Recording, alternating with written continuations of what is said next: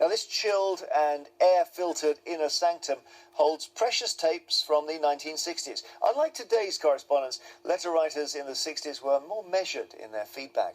A stoic post-war grin-and-bear-it attitude prevailed, as viewers just couldn't overcome that famous British reserve and stiff upper lip and let rip.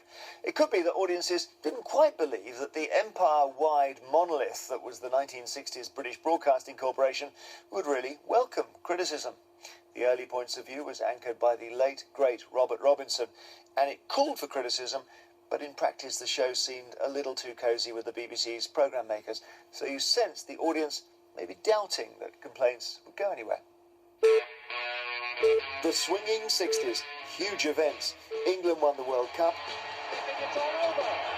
It is now. Men arrived on the moon. And Points of View was launched into a slightly less dramatic orbit. Good evening. Every Monday at this time I'm going to read you your own letters. I do hope they're going to be highly critical and frightfully disobedient, and so help save television from one of its besetting sins, which is complacence. T.A.B. of London, SE4, says, Sorry I can't put my full address. My landlady thinks people who write or phone about television programmes are round the bend. Depends what they write or phone to say. A letter from someone who signs herself a little bit of Victoriana from Worksop. I wonder if other viewers have noticed and been annoyed by those people interviewed on Tonight and similar programmes who, although, as far as we know, have had no previous acquaintance with the interviewer, insist upon addressing him by his first name. Don't they realise how impolite this is?